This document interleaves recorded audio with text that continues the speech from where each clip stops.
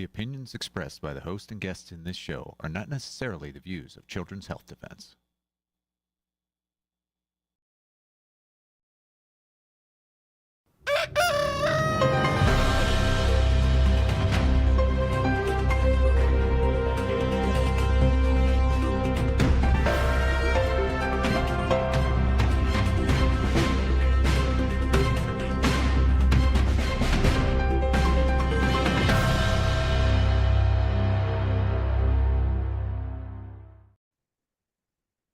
Good morning, CHD. It is Wednesday, April the 23rd, 2025. We are live this morning on CHD TV. We're pretty much live every morning. Anyway, today we have a really important show for you. Dawn Richardson will be coming on with Advocacy Lifeline for the second half of the show, and she has some really important guests and really important news for you. But first up, we're not going to talk about measles this morning for once. We are going to talk about something equally as important, and that is teeth fluoride toxicness. So I'm going to bring on my first guest, which is Charlie Brown. Charlie, welcome. Good morning. Good morning, Polly. Nice to be on your show. It's great to have you too. Now, we're going to be talking about the silver fillings that everybody thinks are so wonderful. Not our movement, but the majority of the public think that they're wonderful, but they're not actually silver, are they, these silver fillings in our teeth? No, ma'am, they are mercury fillings. That is a deception by the organized dentistry community to let us know the truth. That's been going on for a long time, but more and more consumers have woke up. More and more dentists have stopped using it. Indeed, the manufacturers themselves got out of it. The two major American manufacturers don't even make amalgam anymore. Most of it's bought from foreign sources, which we don't need. It's not well known, but in the first term of President Trump, the Food and Drug Administration stepped up so dramatically beyond anything that Europe even did and said, let's stop the use, and gave warnings to cover broad categories of people, young women, children, those with neurological or kidney or metal sensitivity issues, huge, probably a fourth of all of us, or a third of all of us. And that step was the big step during the first term. Not much happened in the last 4 years. Now uniquely qualified is Secretary Kennedy to finish the job and end the use of mercury in dentistry. But so if the silver fillings are so toxic, what about the dentists who are dealing with them the whole time? That must be affecting their health as well, no? The vapor from it or whatever? It certainly is. Dentists have the highest suicide rate in America. And in fact, 38 hygienists, dental hygienists, and dental assistants wrote a letter to the previous Assistant Secretary for Health saying, stop using amalgam in these clinics. It's poisoning us. It is poisoning, and it's particularly dangerous to young women in their reproductive ages. That letter is on the screen, folks, and it is a really clear message. Amalgam is a workplace hazard. It is an environmental horror. It gets into the fish. Children eat it. Children truly get brain damage. EPA makes clear of that. Some children will get brain damage from the fish. And then there's, of course, the patient themselves. And you roll the dice when you put mercury centimeters from their brain. That's why the European Union has banned amalgam now. That's why the bans have gone across Africa, Tanzania, Gabon. The bans have gone across Asia, Philippines, Indonesia, Nepal. The Indian Army bans amalgam, but not the Pentagon. The Tunisia and Vietnam banned for children, but not yet in the U.S. That's why it's so exciting to have the uniquely qualified Robert F. Kennedy. Indeed, the predecessor organization to Children's Health Defense was the World Mercury Project. It was his transition, a nonprofit group, from environmental advocate to health advocate, because with mercury, you're doing both. We do both here at Consumers for Dental Choice. So Secretary Kennedy knows mercury well. He's condemned mercury in dentistry, and now he can take the step, as I've explained, and will explain further, Polly, with a stroke of the pen. Okay, we're going to talk about that in a minute, but I want to just wind back a second for people who do not understand. So that they're putting it in children, they're putting it in pregnant mothers, which I presume is awful for the fetus as well.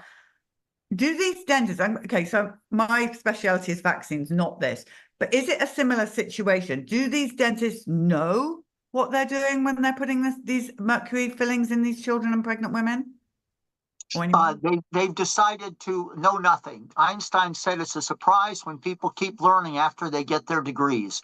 And these dentists decided they would close their mind, and including the chief dental officers in federal agencies. The dentists who have woke up and learned don't use amalgam. Some dentists saw the light, some felt the heat. Consumer choice has gotten very strongly against mercury as people learn it. The dentists who still use it really should be condemned, because they are putting themselves, their staff, and their patient at risk, and they don't need to do it. It's all, the alternatives are better now. They're tooth friendly. They're safe. They last as long. The alternatives are fantastic. Amalgam is a primitive pre-Civil War pollutant that cracks teeth. It has no value at all except the tradition of the hardliners. And there are hardliners, too many of them in government, and realize, Polly, in government, you don't really have a choice. The soldier and sailor can't really tell the lieutenant what to do. The seaman and corporal can't. The prisoner doesn't have rights. The Native Americans have so few rights, as Senator Kennedy, as Secretary Kennedy's uncle, Senator Kennedy, and his father, Senator Kennedy, kept pointing out. So we really need, from the stroke of a pen, as I talked about in the Tampa Bay Tribune, for the Secretary to step up. It is something dentists should not do, though they still do it. Some of them, many of them don't. And it is something insurance companies should no longer cover, but they cover. But the leader should be our government. Our government should obey what FDA says, and amazingly, agencies of the federal HHS are not following what the FDA part of HHS said to stop doing. Okay, Charlie, so what do you want Secretary Kennedy to do? Imagine he's in front of you right now and you have a minute. What are you going to say? Yes, Mr. Secretary, with a stroke of a pen, you can end the use of dental amalgam by stop buying mercury dental fillings. Order the end of purchasing of mercury dental fillings. It won't change anything, because every dentist knows how to do mercury free. It won't change dentistry. The dentistry will continue, but it will mean no longer polluting Indian lands, no longer putting the pregnant sailor at risk, no longer saying to someone with neurological damage, we're going to make it worse for you with this neurotoxin a couple inches from your brain. He can do it with that stroke of a pen and simply say, we will not allow the purchase of dental amalgam. It's easier even than this hard decision he just made on food dye, which is remarkable too, and we're pleased. President Kennedy, his uncle, said he would end housing segregation, federal housing segregation. It took a law for all segregation, but federal housing segregation with the stroke of a pen. He said that in his campaign. So I brought back that term of his uncle's, stroke of a pen, and asked Secretary Kennedy, just get out that pen and ban the use of purchasing of dental amalgam by all the agencies of health and human services. Charlie, I think he'll do it. We know the history of Bobby Kennedy, and we know that he's really against mercury of any kind, of any amount, I mean. So I'm pretty sure that that's going to happen at some point. Well, I'm announcing on your show, Polly, that I wrote the secretary a letter an hour ago on April 23, 9 a.m., 2025. I wrote the secretary and his top aides a letter saying, use that stroke of a pen. I just did it an hour before you and I are talking, so I wanted to announce it to the world via your show, via Children's Health Defense TV, and via you as a great interviewer, so your listeners will hear, and I hope they'll work with Consumers for Dental Choice. Our website is toxicteeth.org. We've done the initiative. We lead the campaign nationally. We lead the campaign internationally for mercury-free dentistry. We really are in the home stretch. Many people don't use it. Consumers are more alert. The conscientious dentists don't use it. Government agencies are still using it, but I'm telling you, if they're ordered to stop, they're going to stop. If they can't buy it, and that's how the Indian Army ended it. You just couldn't buy it. The lieutenant general told me that's how he did it in India, and I said, I think we'll do the same thing in the United States. So, Polly, if you think he's going to do it, I'm very excited to hear your prognosis. I am sure he's going to do it. Toxicteeth.org. So we're going to say that much more slowly. So if people go to toxicteeth.org, can they get somehow involved in, maybe they could write to Secretary Kennedy as well? I mean, what is it you want us to do? Yes, we will put together a plan now that the letter is sent. Please go to toxicteeth.org and sign up with us, or you can write me directly, Charlie, CHARLIE at toxicteeth.org, write, or just go on the website and look for the way to sign up and get on our list. Tell us your story if you've got information. Tell us your home state. Because I'm telling you, we've got to change Medicaid in California. We got to change Medi-Cal. We got to change Medicaid in Florida and New York and all through the Midwest and all through the South. We've got to change South. I'm so excited Dr. Oz is going to be the Medicaid director because he has condemned amalgam use. And federal and state Medicaid programs should stop using it. We've got to respect poor people. We've got to respect our soldiers and sailors, Native Americans, respect the prisoners, respect everybody in this country, and say, look, we're not going to treat you second class. We're not going to say to you, you get Mercury because you're a private or a corporal or a seaman or because you're an Indian. No, we're not going to do that anymore. We're going to say to everybody, don't use it. And your screen is well showing us how mercury is so toxic. Remember, it's the most vaporous of the heavy metals. So it is getting to our brain. It's getting to our kidneys. It's toxic. It's toxic, folks. Charlie, what's the connection with fish then and mercury? With fish, ma'am?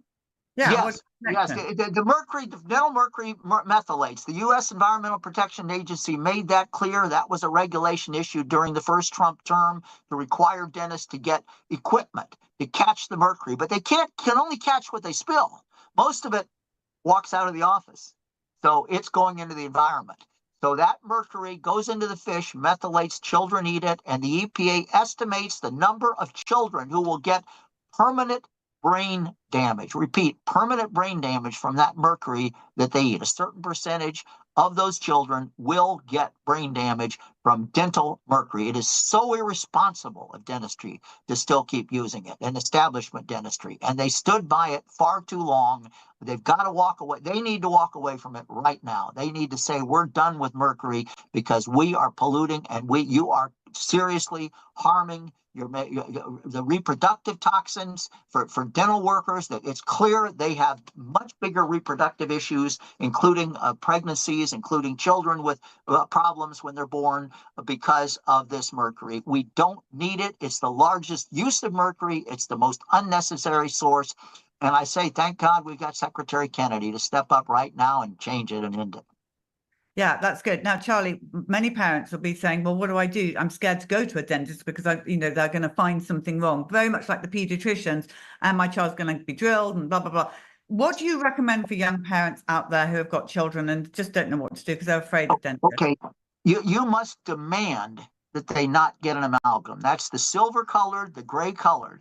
Do not let them do it. If they argue with you, get the hell out of the office. That is not your dentist. You've got the wrong dentist. If your dentist thinks this is just an easy thing to do, I'll just put amalgam. We have stories where parents say, don't put in an amalgam, and the dentist does it anyway. We get those complaints. It's simply the parent has got to, in advance, say, are you mercury free? Call them up and say that. I assure you, in every community in America now, there are mercury-free dentists.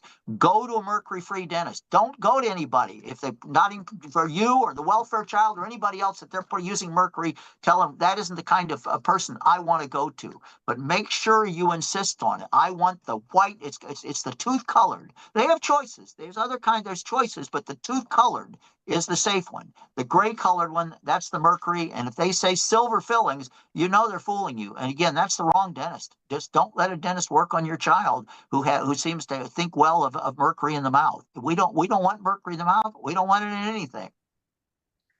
Yeah. Charlie, what are the rest of the world doing to stand up against this? Well, Europe's banned it. Banned by the European Union since January 1 of this year, 27 nations, and banned on the continent by the non-EU countries like Norway and Moldova. St. Kitts and Nevis, tiny country in the Caribbean's banned it. So have the Philippines. So has Indonesia. So is Gabon, Tanzania, countries all over. Then we have the bans for children in other countries. It is on its way out, but we have to push it out. These things just don't happen. You know that, Polly, as an advocate. If people say, oh, yeah, I was going to do that anyway. No, they weren't going to do it anyway. You got to push them out. You got to say that's enough is enough. That's why we have Kennedy in there to say enough is enough. And so really, we've got to catch up with the world. The U.S. is behind and Canada is behind because we still permit it. And if we get it banned in federal agencies, then it's a long way to going. And by the way, those dentists are buying, in many cases, foreign-made amalgam. Why in the heck would we buy a toxin made by workers somewhere else when we can buy safe fillings from companies like Dent Supply and Invista, who don't even make amalgam anymore? They're the major American companies with American jobs. Charlie Brown, you're doing amazing, amazing work. So everybody, toxicteeth.org, go over there, support what they're doing, and get behind Riding to Kennedy. But I bet my bottom dollar that is going to happen. You're going to succeed. Okay, good. Stroke of a pen and write me, Charlie Toxic Teeth, and we'd love to have your help. Thank you, ma'am. Thank you, Charlie Brown. Hope to have you on again soon.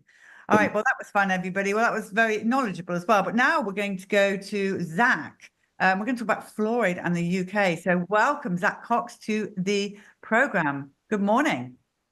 Thank you. Charlie, what a hero, isn't he? Absolute hero. I'm one of those dentists.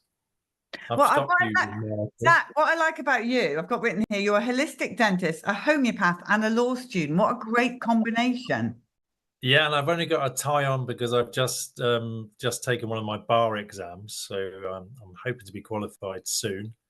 The lockdown was quite a good impetus for me to move on to a different career, particularly over the COVID vaccine. Okay, well, we're going to talk more about that. But look, Zach, so I hear that in the UK, they're thinking of putting fluoride in the water. Yeah, it's quite ironic, isn't it? In the States, they're taking it out. Thank God. And thank God for that court case. That was an absolute lifeline. And in the UK, they're putting it in. Well, in England, I should say, they're putting it in. Okay, tell us exactly what's happening. Because the one thing I will say, when I go home to England and visit my family, I love it when you have a bath or a shower and I can't smell all those chemicals. And now we're getting it all taken out and you guys are loading it in. Disaster. I guess they've got to sell it somewhere, right? So in England, it's about 10% of the population are currently fluoridated. It's been that way since about the 50s or 60s. And now they're proposing to put in water in the northeast of England, which is about another 1.6 million people, and then eventually the whole of England. And so we've started a campaign to stop that, and we're taking a group legal action. I'm assisting with that as a student lawyer, and my very learned friend, Louisa Bagley, is the star lawyer, and she will be taking this further. So we're looking for as many people as possible to join us. All it takes for evil to succeed is for good men and women to do nothing. And Zach, so am I still clear? Am I cutting out? No, you're good. You're good, Zach. Zach, yeah.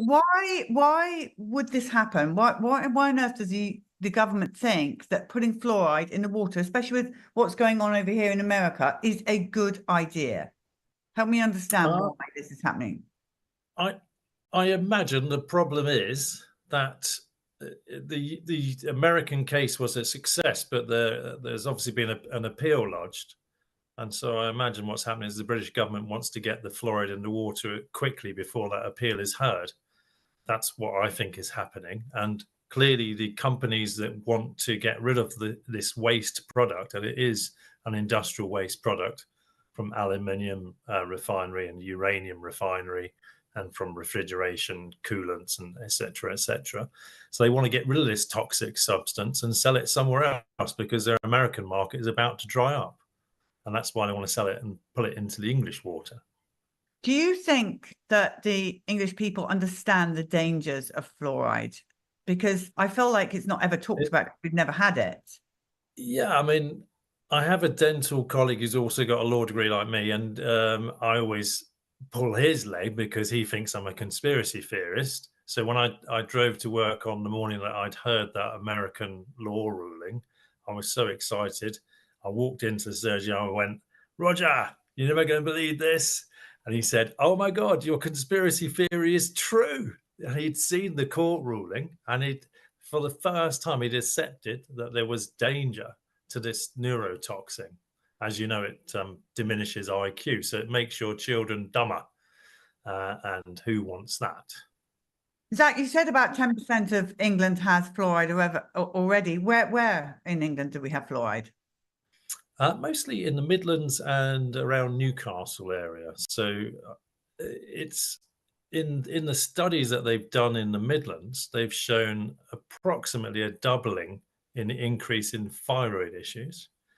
And as you all know, no doubt, fluoride is linked to neurological problems like ADHD and autism, as well as the loss of IQ. So it's a known neurotoxin. There's no doubt about it. We don't think they have a leg to stand on, although the British government immediately published a disclaimer when the American legal result came out saying that doesn't affect things here. We're still carrying on with the fluoride. Well, that doesn't wash with the people. That's why we're urging people to sign up at kingfisherjustice.co.uk. The more people we can get involved, the more pressure we can put on the governments. And I'm very grateful for this media exposure today. Thank you so much for having us on. We'd love Bobby Kennedy's help, if at all possible. We'd like a stroke of his pen over here as well, please. Now, so what exactly do you want people to go? And is this just for the English people, or can we all get involved? It's going to be England for now. So yeah, it's just click on the button, register your interest. And we've divided the groups at the moment into if you're currently fluoridated, if you're about to have fluoride added to your water up in the north, and the rest of England. So we expect that we will amalgamate all of those groups together, and we will challenge the government in court in a group action, a bit like a class action in the States.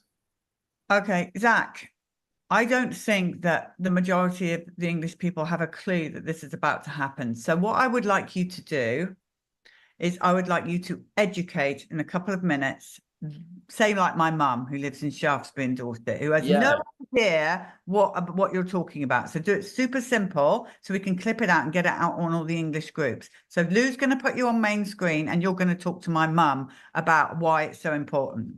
And do you want why it's dangerous first? Yeah, why it's dangerous. So imagine this. Okay, so someone who has no idea and you're going to talk to them. Okay, so fluoride was added to the water at the end of World War II, supposedly to reduce tooth decay. Unfortunately, it does not work. The latest studies in the UK have shown that quite clearly. It does not reduce tooth decay to any significant level. I think the latest study showed 3% reduction in tooth decay in 5-year-olds, but no reduction in tooth decay at 12, by the time I got to 12.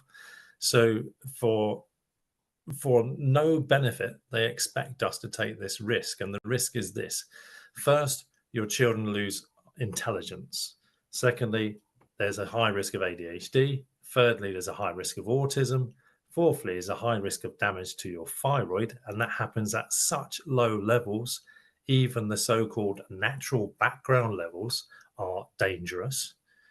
And fifthly, hip fractures occur in areas that are fluoridated, approximately 50% higher rates of hip fractures. And if you're elderly, and which apparently now is 60 years of age, which I find an insult as I'm coming up to 60, if you're elderly and you have a hip fracture, your survival rate for the first year after having a hip fracture is you're likely to let me get it straight. 30% of people die within 1 year of having a hip fracture if you're over 60. So hip fractures are lethal, and they're increasing the rate of hip fractures by putting fluoride in the water.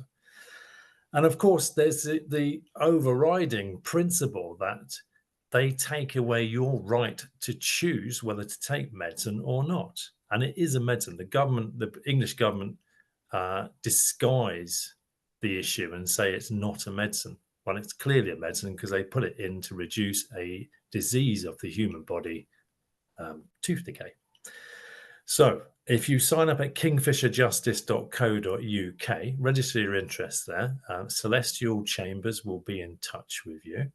And if you would like to join the group action, we're going to start with a letter before action, which will be £20 plus VAT, which is £24.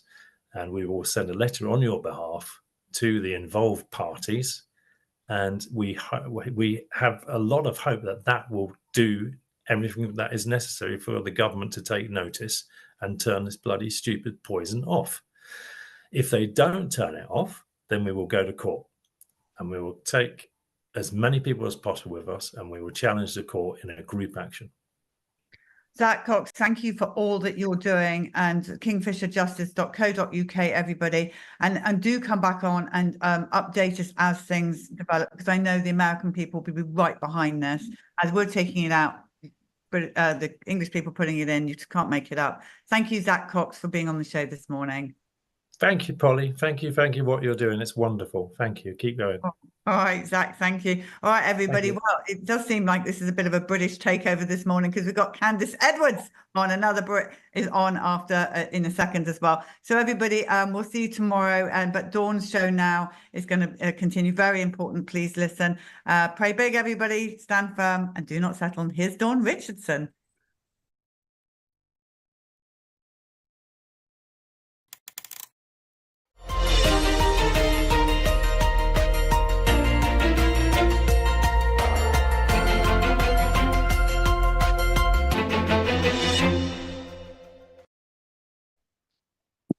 Hello, my name is Dawn Richardson, and welcome to Advocacy Lifeline on CHD TV. Thank you so much for joining us today. The purpose of this show is to help empower you, our listeners, to use your voice to affect change in law, policy, and public opinion through education and action for issues that are important to you and your family. These views are my own and not necessarily the views of Children's Health Defense or the National Vaccine Information Center, where I work full-time as the Director of Advocacy. This is not medical advice. It's not legal advice. These are my opinions, so I just need to state those disclaimers. We have such an important show for you today. There's a lot of information, so if I sound like I'm talking a little bit faster than usual, it's because there's a lot to get in today. We are here to shine a light on the current dangerous attack on vaccine exemptions and parental rights in Massachusetts, and to hopefully get some help for the families there. While the majority of states have bills expanding rights to protect and implement informed consent and vaccine exemptions, some Massachusetts legislators are trying to remove rights and even force vaccination in one of the bills. It's really important that we get everyone around the country rallying around Massachusetts and helping to contact their friends and family in Massachusetts to alert them to what's going on and to get them to communicate with their legislators to oppose these bills that we're going to talk about today. They would set an absolute horrible precedent. What we really are aiming for is to get as many people as possible involved in contacting legislators, just like that was recently done. We all contributed in Hawaii, where they had a bill there to remove religious exemptions. It seemed all hope was lost, but so many people came forward. They did end up not moving that bill forward. So that was a good win. But here we are in Massachusetts. Massachusetts is in dire straits, and we need your help. And to help explain what's happening and what you can do to help, I'd like to welcome two incredible advocates from Health Action Massachusetts, Candace Edwards and Allison Chapman. Hello. Morning. Hi, ladies. Thank you so much for joining us today.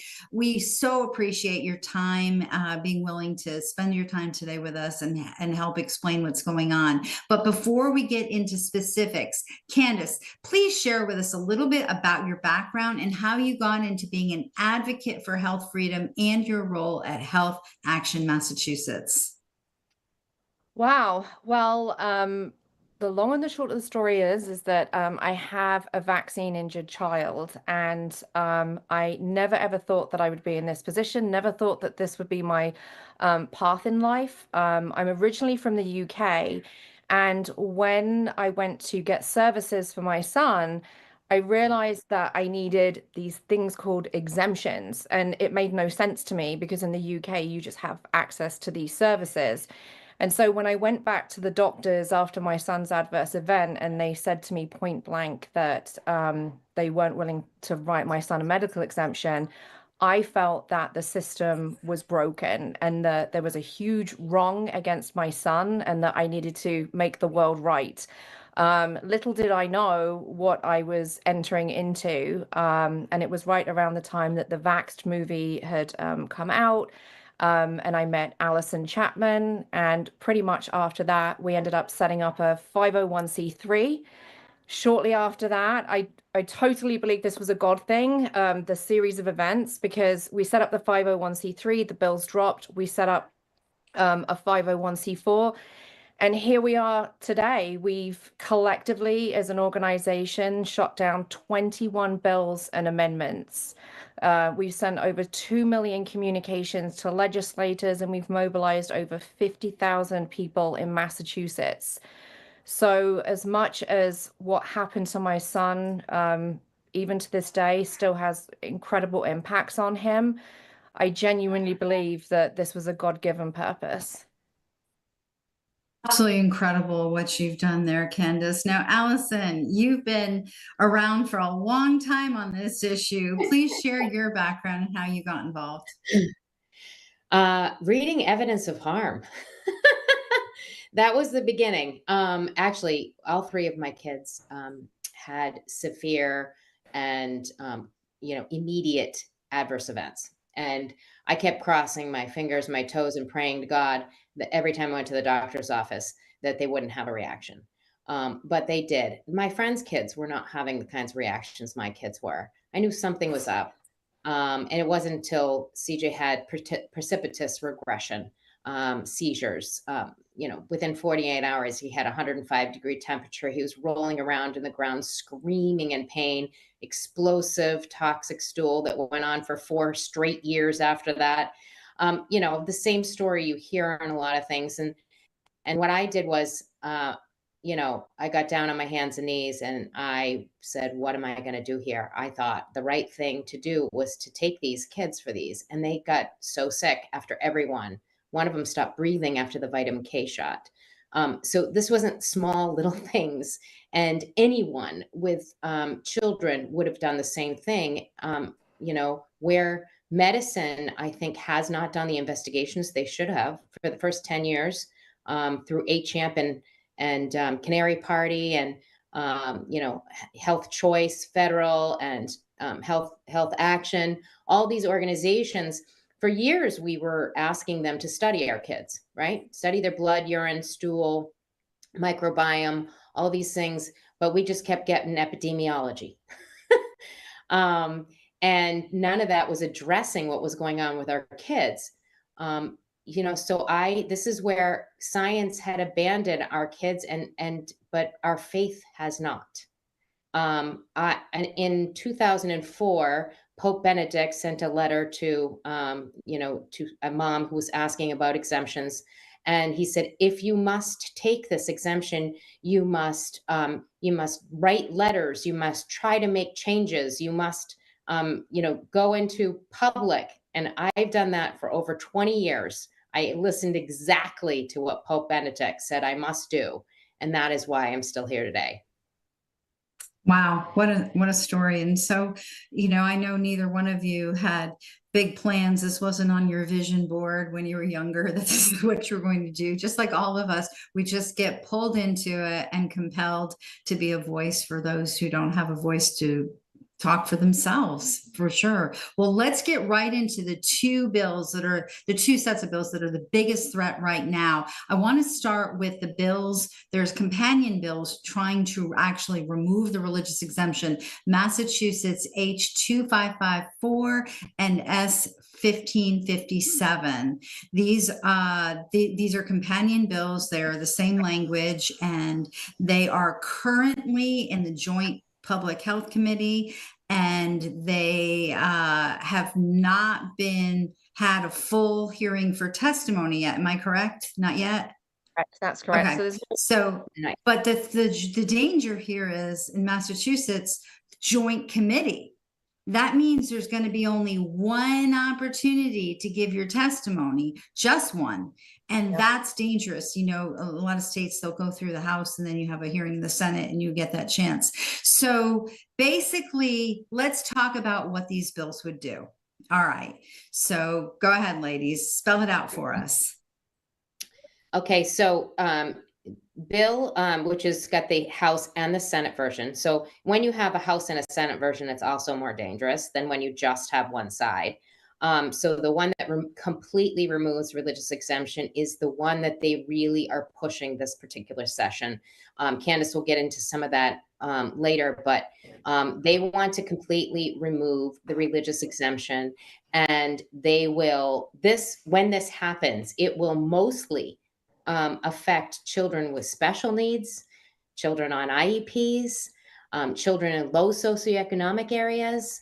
It'll be a racial disparity. They think that they are getting rid of Republicans and Trumpers, and, they believe that they become very, very, very religious intolerant. The political climate, as we've all seen, sort of the way media has been, everybody's at war with one another, and I think they want to win. Candace, you want to go on about, I'll add to that. So in terms of these bills, I just want to touch more on the climate and the why. I know the bills have been put forward, but I'm always looking into drivers and what are pushing these things and what are the information that we're getting. And it's very clear that it is the federal climate that is really driving this. I mean, we can see in Massachusetts that there's just a huge fight going on right now between, Maura Healey and, the federal government and Trump and what he's doing right now. And so there's a huge dislike for Trump in Massachusetts. But in their press conferences, one of the biggest things that has come out is complete distrust for RFK Jr. and his public health policies. So when we're looking at the measles cases that are happening in Texas and other states, the feedback from legislators here is that we can't trust Bobby Kennedy. Who is he? He's with Trump, and we need to do something in Massachusetts. What's crazy, which is so crazy about this, is that the majority of states are expanding rights right now, codifying and really emphasizing the exemptions, and even flat out prohibiting not just vaccine mandates, but medical mandates. And so you've got this complete disconnect between what's going on in states like Hawaii and Massachusetts with the rest of the country that's embracing some of these changes. And I know that must be so frustrating for you all, that this has turned into a political fight rather than what's right for children. I do want to just add and have you touch on this whole reporting aspect of the bill. The bill requires for all schools to annually report the total number of vaccinated children and children who are medically exempt from the vaccines, and for the health department or the Department of Elementary and Secondary Education to actually annually publish this aggregate vaccine and exemption data for the students for each school, each district, and any other geographic designation that the department decides in the future. Who knows what that could be, by classroom even. And so this whole aspect of school shaming and ratting out the schools that have higher exemptions. What kind of impact does this have on families and communities? So that's the Community Immunity Act, which is the S1618. That one is so complex. It's like a 12-page bill. It goes on to a lot of things. One of them is this elevated risk category. And that's what you were speaking of. Elevated risk category, which is individuals. Actually, Allison, there was a reporting requirement also in the removal of the exemption bill. That's the one that we're talking about. So yeah, so there is a reporting requirement on this one, both of them actually. We'll get to the other one in a minute. But how do you feel that if a school were to publish the number of exemptions on their school website, what do you think, what kind of impact will that have on the families there? If, say, a school that has only, a few hundred kids, there's like 3 exemptions, what's going to happen in that community? I'd like to answer that, because it's essentially going to make children targets. That's what it's going to do. Mm-hmm. But what we also have to realize about this data collection portion is another piece that's starting to come down the pike as well, which is then starting to look into medical exemptions and starting to narrowly define the medical exemptions. So I don't want people to think that this reporting piece is just going to stop at that. It's not. Right. I feel like the ultimate goal is just to eliminate exemptions entirely because they just want compliance.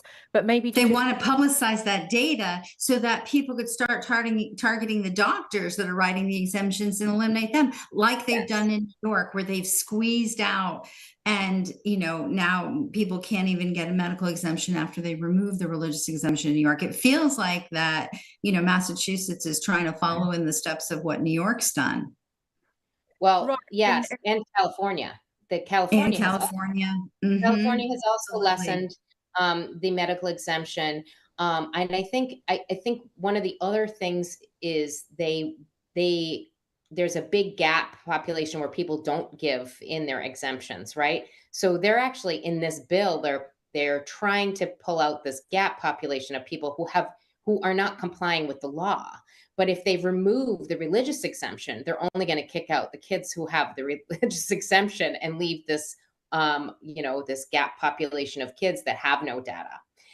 You're bringing up a great point where the schools aren't doing their jobs. The law says either be vaccinated or submit the exemption, right? And so if you have people not submitting an exemption or their vaccination records, then the school doesn't know. So they're focusing on this population that's not fully vaccinated in their eyes, when in reality, most of those kids, I know from the data you've seen, there's very few religious exemptions actually. Yes. And that a lot of these kids are vaccinated. They just are not record compliant, or they would be willing to, and whatever life circumstance has, they just haven't done it. So now if they're going to they want to remove the religious exemption. I thought that the Massachusetts Constitution has a provision in it that would help guarantee people's right to practice. And the wording that I found was, it says, no subject shall be hurt, molested, or restrained in his person, liberty, or estate for worshiping God in the manner and season most agreeable to the dictates of his own conscience, or for his religious profession or sentiments. So that's a basis. The Massachusetts should even have a conscientious exemption as well as a religious exemption from the Constitution. Are the legislators not responding to the Constitution?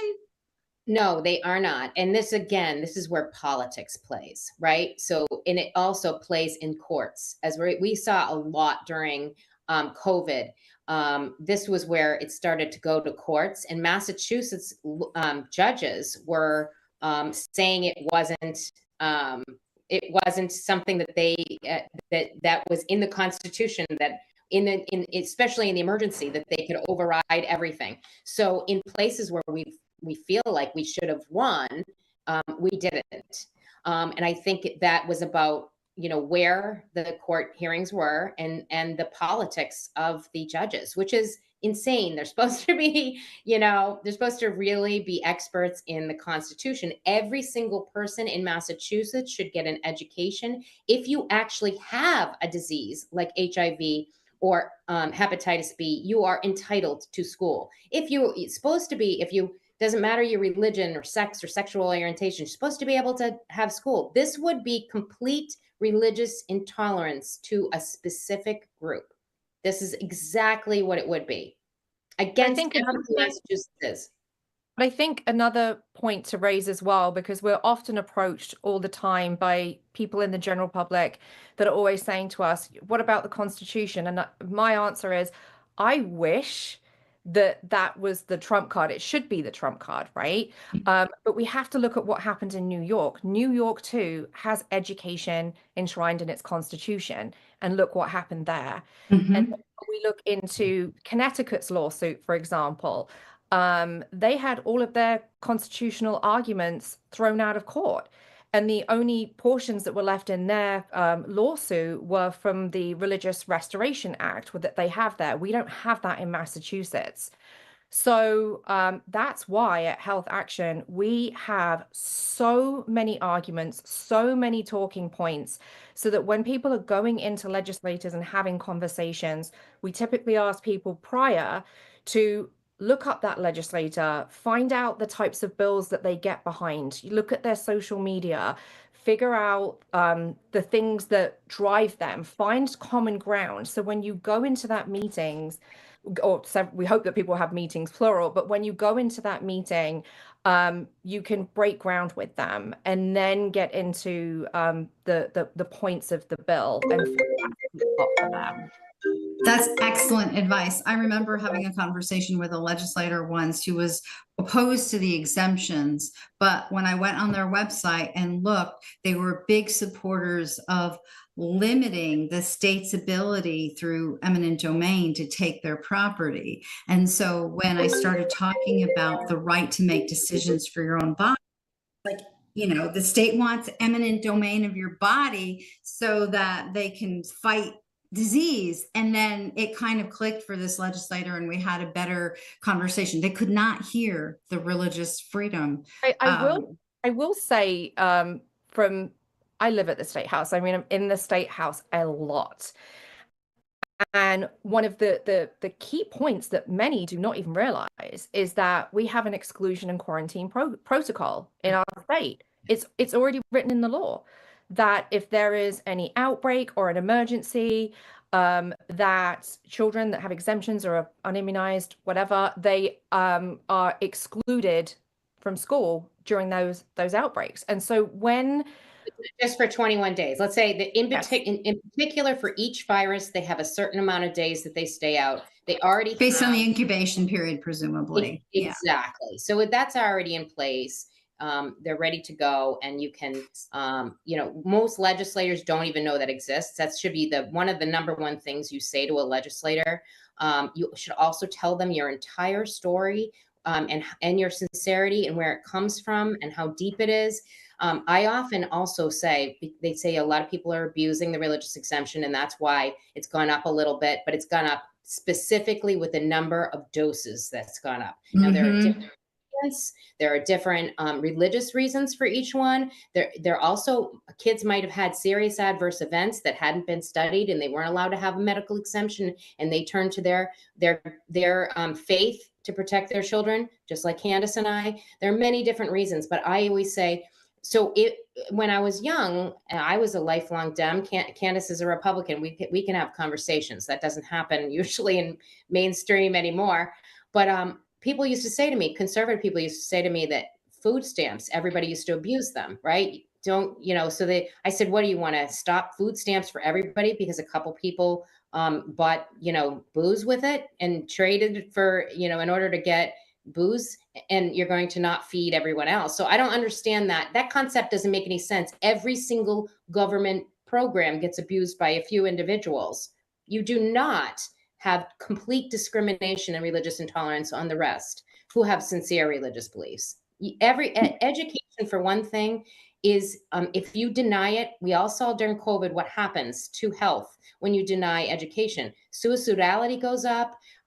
All sorts of other health markers rise. And according to the AAP, it affects either special needs children and children in inner cities. So, and it also increases asthma. So the whole talking point thing is you have a very wide variety of things to have a conversation with your legislator and make them understand of how politically charged this is, and that they must not vote that way. They must have a better understanding of the people and individuals who you know, utilize exemptions and why. That's excellent advice, Allison. And I think, you know, there's so much to talk about both of these bills. If you can go through the talking points that Health Action Massachusetts has on their website and what MVIC has on the website, find what resonates with you and focus on that, relate it to your story, because there's going to be a lot of people contacting. You do not have to cover every single talking point. Pick the ones that resonate with you. They're going to sense how important this is to you, and it's going to make more of an impact for sure. Well, let's move on to the next bill, because this one's a little bit more complicated and almost seems like it's meant as a distraction type thing to We'll talk about that in a second. The next bill is Massachusetts Senate Bill 1618. And this bill, not only what it does is it removes the existing religious and medical exemption process for childcare, K through 12 schools, higher ed, and it replaces it with an exemption process controlled by the Department of Public Health that requires a parent to obtain a religious exemption to vaccination from the healthcare provider, and which is totally unconstitutional. Again, I know we're not talking about the Constitution because I don't seem to pay attention to it, but you don't go to a healthcare provider for a religious exemption. It has to be completed by the primary care provider on forms that list pre-approved for the contraindications. They're so limited. This has to be charged by your healthcare provider. They know your kid best, not the health department with their contraindications. It also allows children to consent to medical and dental health care without the parents' knowledge or consent, and includes vaccination and even prevention of public health diseases like HIV and so on. There's just so much more in this. Please, ladies, fill in what I didn't mention, talk about what this bill actually does. Okay, so again, this is the complicated one, and what you're speaking of is minor consent piece of this. There's so many pieces to this legislation that's really, really bad. But the minor consent piece of that by itself is really dangerous. What they did was, it's hard for people to understand where it says this in the bill as written, because it is an already, well-established law called the emergency treatment of minors. So if a minor goes to the hospital and has an accident, needs to be treated immediately, this law allows that to happen. It also allows people who are, in the foster care system or in the military or who are pregnant to make medical decisions in an emergency situation. What she does is she just removes a couple of words, the word emergency being one of them, and changes it with preventative. Then we have opened it up to every medical care there is, even psychiatric care. I want you to think preventative of everything. It could be anything, vaccinations included. It is very dangerous. But I want to say at the same time, as you and I had talked about, it's very ironic because last session, the Senate passed a portion of the bill. It didn't end up getting passed by the whole Senate and House, but the Senate passed a bill that called Raise the Age, which is specific to 18 to 20-year-olds who commit a crime, that they should be tried in juvenile court instead of adult court because their brains aren't developed enough. So the same legislators who are saying that the kids any age, they don't have an age, by the way, there's no age on there, so it could be any age, could be decided by the doctor is what she says, but there's no age and there's no capacity on there either. Like, it doesn't say they have to have, they can't be on an IEP or can't have special needs. So it's outrageous that they said that you can commit a crime and we'll keep you in juvenile court because your brain isn't mature enough. But yeah, we'll let you choose every single medical preventative care there is on your own. That's the minor consent piece. Yeah. But there's also provisions in there that really restrict the vaccine exemption process to make it a lot more difficult. Can you all speak to those?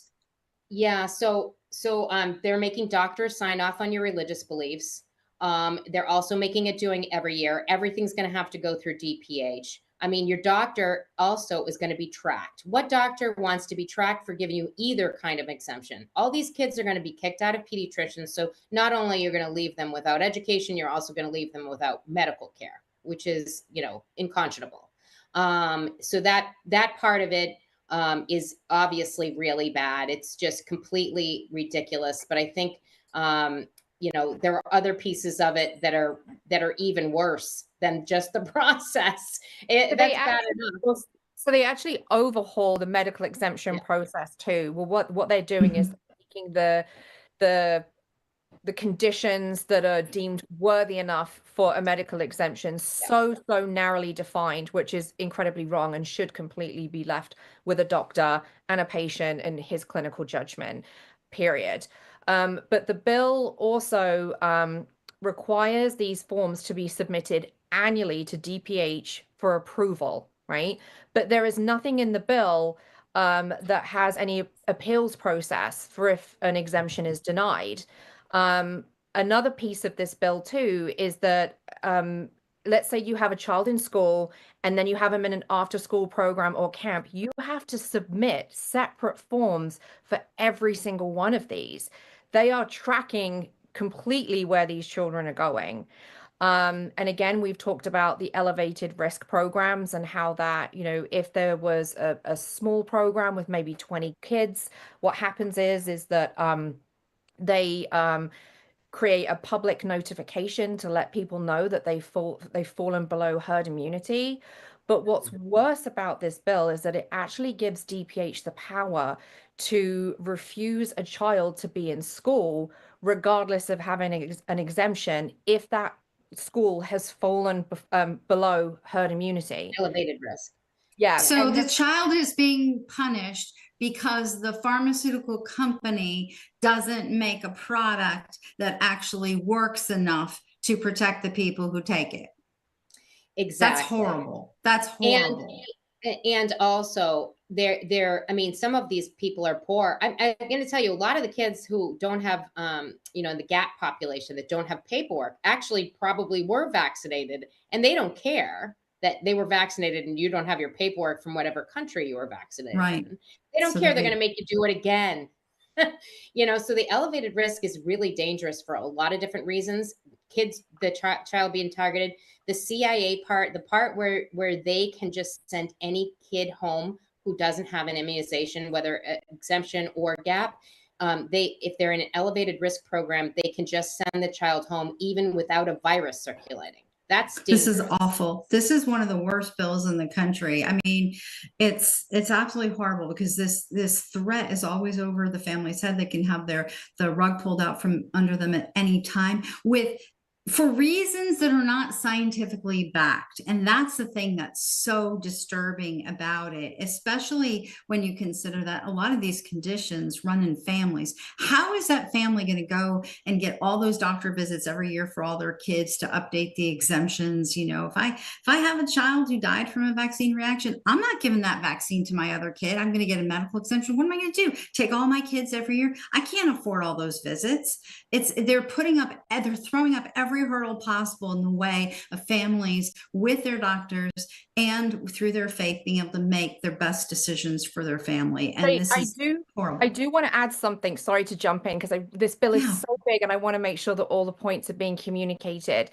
Is that it allows private programs to set their own immunization schedule outside of what is required by DPH. Above, not under. Above. So they could require, kindergartners to get little kids to get HPV vaccines, and that would be totally acceptable. And it also allows them to deny religious exemptions as well. So this is really hitting parents from all angles. And when I talk to parents all the time, I say to them, do you know that 76% of daycares in Massachusetts are private? 766 school programs, special education programs, fall into these categories. It is a direct attack on children. It is going to be so harmful. It's so destructive. We really need people to join Health Action MA, where we have so many materials, education materials on our website. We have presentations, everything. We're here to help you with your testimony. We're here to answer any questions you have, but we need you. We need you to come and join us and fight.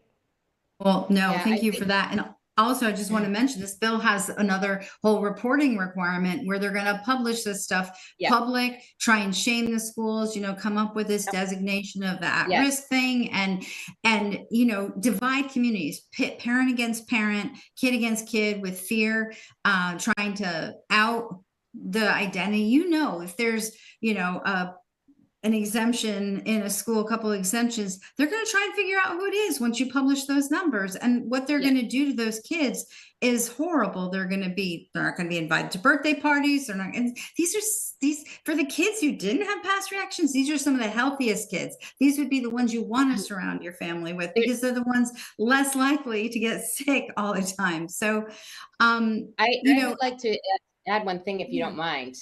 I don't know if you know this, but my brother died of AIDS in 2020. It was a devastating thing, something I watched happen. It was horrible to watch. But I want to tell you that this is more, they're trying to create fear like they did in the 80s of people who actually are carrying a disease, who also have the right to go to school like anyone else, right? Even if, because these kids aren't carrying a disease, but the state of Massachusetts during these bills are making it seem like they are, and they are trying to have people be afraid of them. And it is wrong. I remember my brother being in the hospital and the aide wouldn't touch him. Clearly ignorance. This is what this is about. And I think that we need to really point out to them that this fear and what they are creating is so discriminatory on a million different levels, but the religious intolerance cannot go through. This is my personal thing that happened. I agree with you 100%. And Candace, what are some of the other things? Just like, give me the top couple of talking points. I know there's so many sections of this bill, but in general, what are some of the top talking points that you have to support your position of completely opposing and striking down this bill? Well, I mean, the most outrageous portion of it is, of course, the minor consent, right? And allowing a child, there's no age capacity guidelines, there's no intellectual capacity guidelines. As a parent of a special needs child, I mean, I find that absolutely terrifying.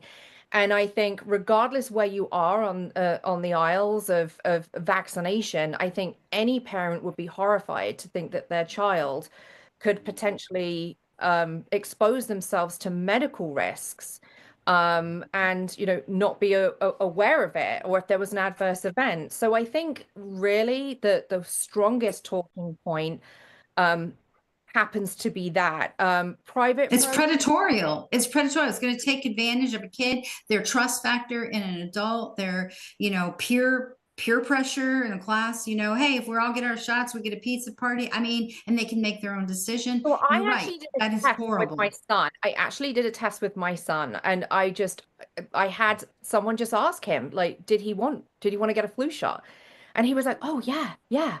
And and so this is what I mean. He really genuinely does not have the understanding or the capacity. He does know from his doctor's appointments that something has happened, but he just does not have the ability to process or even articulate or communicate what happened in his medical record. He's just not able to do that. And so it's a huge overreach on parental rights. And again, the most shocking piece of the bill is this minor consent piece, and it's just very contradictory to her other bill, which is trying to raise the age, as Allison had spoke about earlier on. And so it's medically irresponsible, because think of one. So my kids had seizures afterwards. What if I didn't know they'd had a vaccination and all of a sudden they were having absent seizures? I wouldn't be, especially the seizure activity is absent seizures. So it wasn't directly noticeable. I wouldn't really know what's going on and why he was losing skills and why he was, that's huge very, risks. very irresponsible. Medical huge neglect. risks.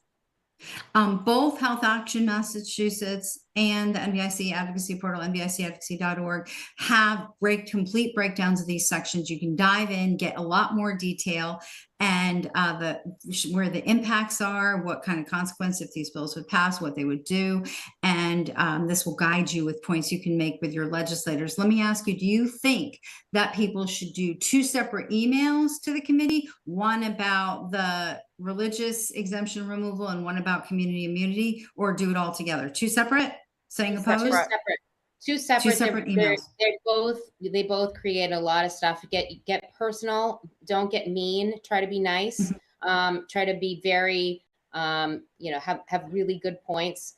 And just so you know, so some people know, our exemption rate total percentage-wise across the state is only 1.4%, and our unvaccinated is only 0.6, like 0.5%.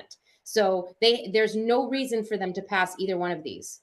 Penny, penny, the sky is falling, just making a mountain out of a molehill. This is what they're doing. So because this is an advocacy show and we want to wrap up here, I just want to give you both a chance to just give some advice on talking with your legislators, any points that will help people to be more effective. Well, I think going to joining our group is one of the first steps. I know that it can feel very intimidating the first time, but the good news about our group is that there's lots of people to support you. People like myself will go along with anybody to have a meeting, so that I can be there to help at any particular point in time. We also have bill coaches in our group. So if you have a question about a certain aspect of the bill, there's plenty of people that are there to answer questions. The bill coaches also will listen to your testimony if you want to run something by somebody and make sure that you're communicating something. We have so many resources on our website. We have flyers and downloadables. We have a presentation which really goes over all of the bills. We've also downloaded this onto our YouTube channel, and it's broken down into chapters.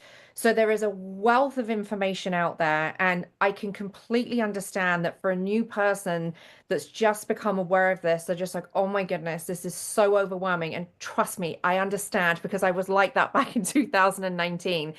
But you're not on your own. There are so many people here to support you. Do not ever feel dumb with any question. I hear people say all the time, oh my gosh, I'm so sorry. I feel so stupid asking this. No, ask away, because we want to make sure that when we're testifying, when we're putting those letters in, sending those emails, that we're giving facts, we're communicating the bills and the harms, and we're also speaking about how these bills impact us, what our lives are going to look like if these bills goes through. And the last piece that I want to say is that they are basing the religious exemption removal, the increase in rates, on compliance. They are assuming that we will comply.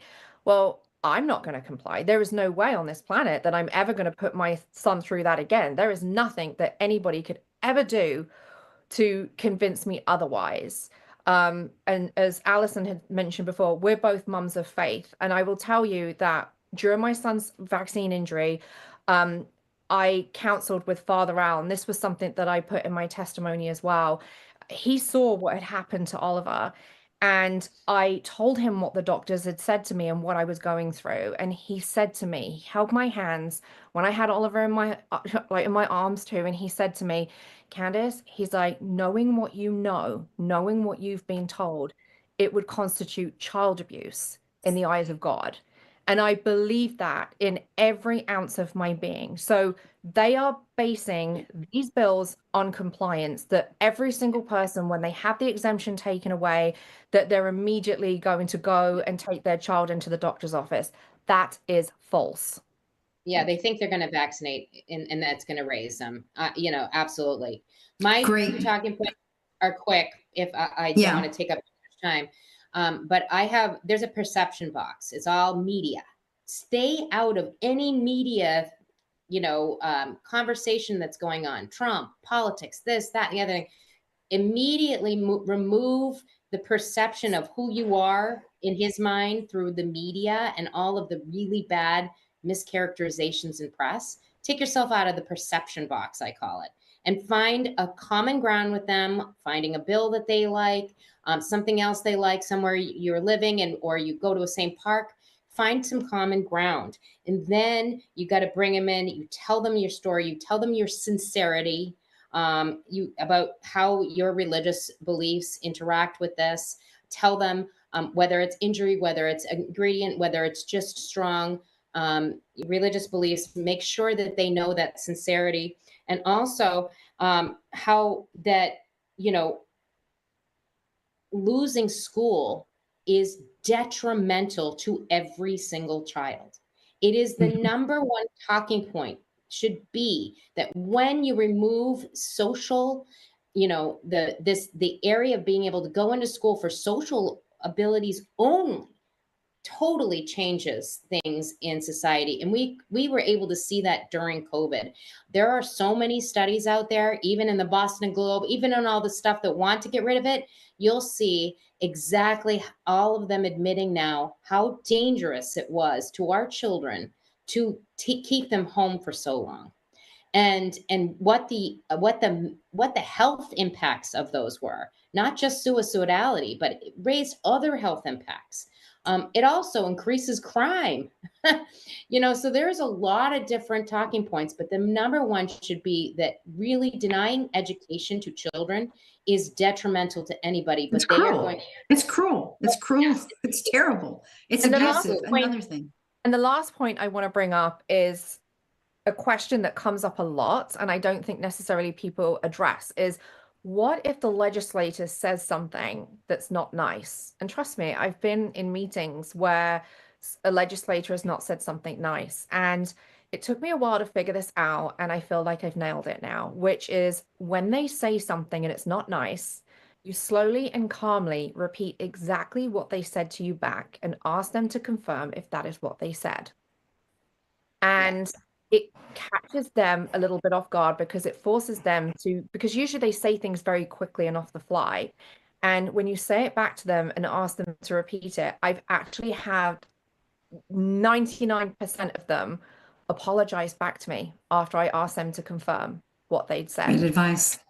Well, all right. So I just want to kind of summarize for people out there. If you're in Massachusetts, absolutely hook up, get connected with Health Action Massachusetts, healthactionma.org, and work with your local group. Look at this stuff on their website. Look on the stuff on the NVIC advocacy portal. Connect with your people in Massachusetts and talk to your legislators. For everyone else out there, we can't sit back and think that if our state is having some good bills that this can't happen. This can happen anywhere.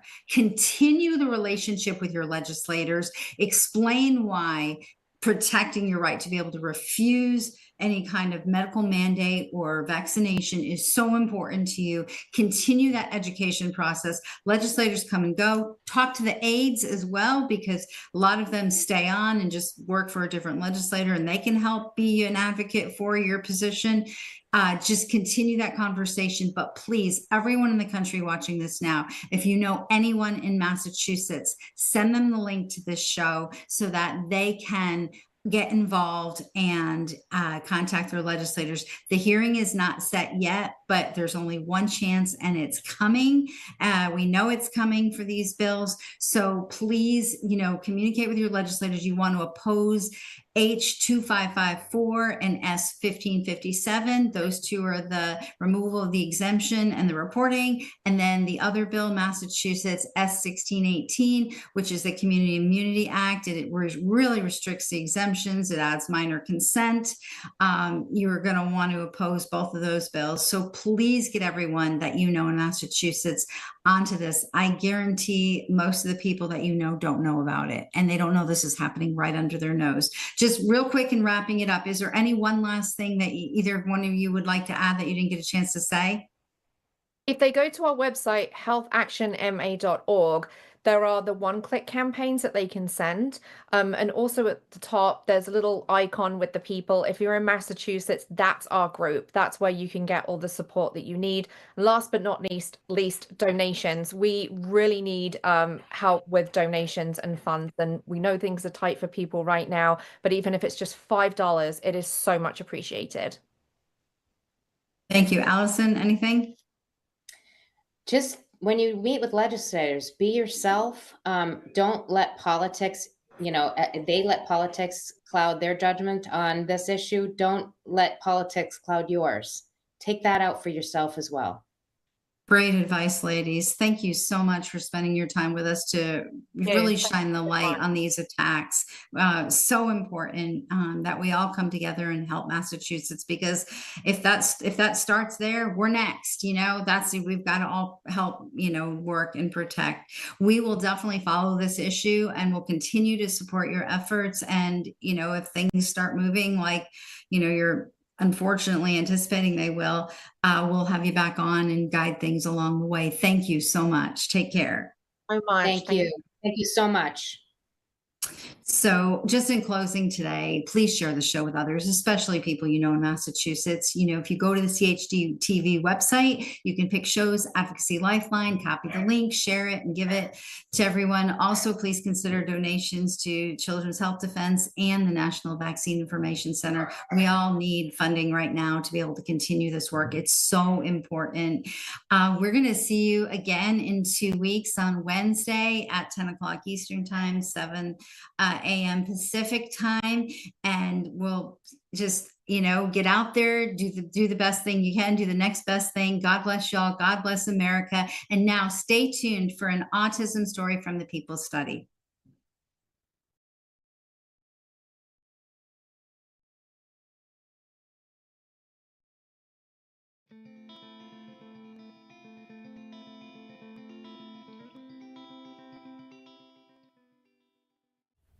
What's your name?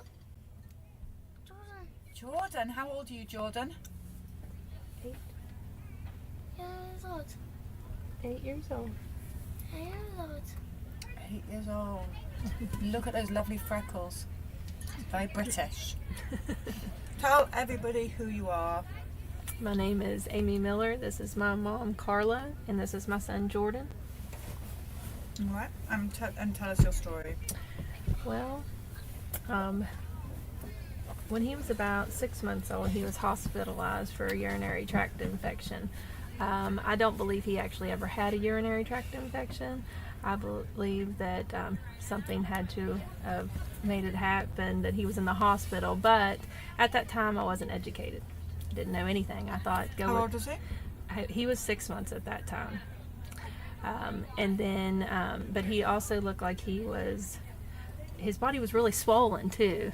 And at that time, like I said, we had no idea what was going on. He looked like he had thrush in his mouth, and eventually he was released from the hospital and everything was fine. But around 12 months, he had the MMR, and after that, everything went downhill. We had a little boy running around the house, thought he was going to get ready to go in for soccer because he was playing it so well in the house, and then all of a sudden he was lost. It was like a little boy lost. He started banging his head up against the wall. We thought he was deaf. He was not answering to his name. We also thought maybe he was blind a little, like there's something wrong with his eyes because he kept running into walls. And we had to figure out what was going on with him. So we and my mom took him to the doctor a couple of times. They kept saying there was nothing wrong. We eventually got with a program here in West Virginia called the Birth to 3 program, and they were able to diagnose him with autism at 18 months. And what do you think, as grandmother, what do you think has happened to your grandson? I think lots of things. I don't know. I mean, I know, I just, I mean, do you really want to hear what I have to say? Yeah, I really want to hear what you have to say. I think every grandparent wants to hear what you've got to say that's in your situation, because they feel the same way as you. Yeah. Well, you know, like he said, when he was, 12 months old, he seemed, seemed to be a happy baby. And it just, I don't know that I can do this. I'm sorry. No, it's okay. Because it's painful. It is. Yeah. It is painful because you, in a way, have it worse because you see the pain in your daughter and in your daughter's child. It's two people you love very dearly that have been affected by this. It's not okay. But I don't even know where to start. You were taking care of him, and I worked a lot. Yeah, well, she was young, and she thought, that was, she never, I don't know. He's fine. Oh, okay. Oh no, maybe not that. That's just, it's okay. It's just that lets all the water out. I mean, I don't mind, but Sorry. Josh might freak out. Yeah, that'd be That's crazy. his little... Okay. Okay. No worries. It is what it is. Sorry, do that. you know, like she just thought, you know, she had the perfect child. You know, she had never even babysat before, but I, in fact, knew something was wrong. So she let me take him to the pediatrician for him. Because from like 12 months to 15 months, it just totally went downhill to where he was walking, but that was it. You know, I mean, I took him to the pediatrician. I said, there's something wrong. I mean, the only thing he does is walk.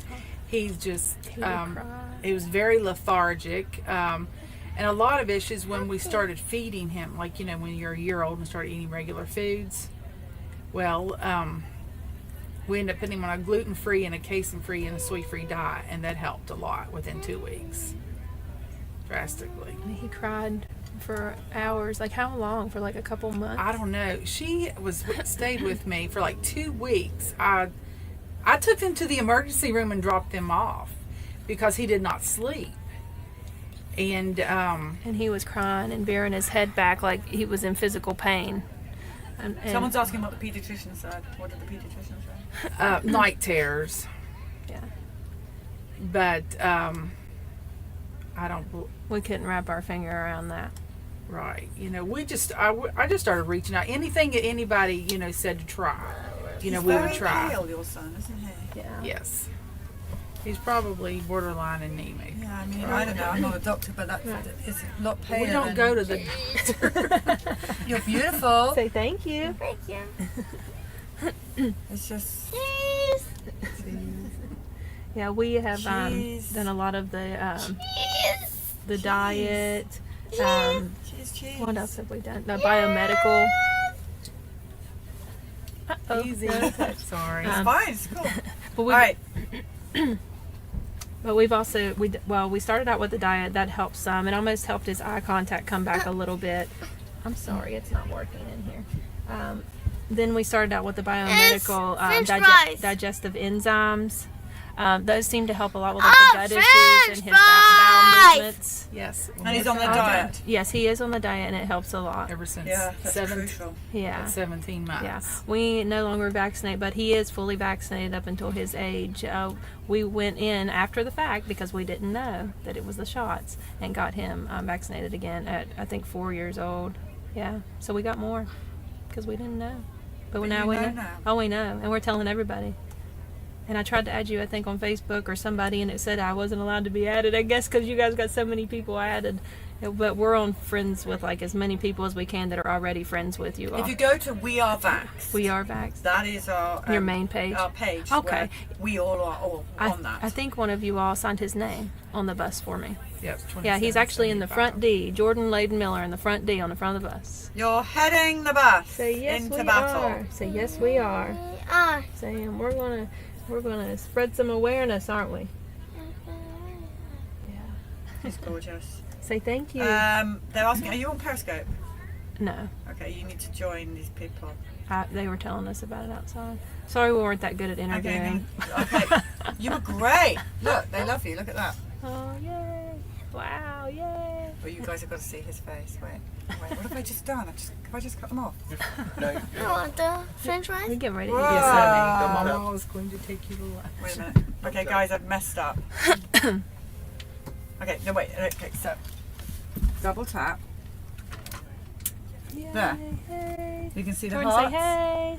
Yay, see all of that? Look at all the hearts. You see his face a minute ago was a classic when he saw the hearts.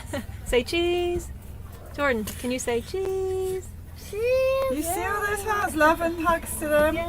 See all? There you Oh, go. yay. That's all for you. That's so cool. That is cool, isn't it? All right, guys, thank you for telling your story. Anything else you want to add?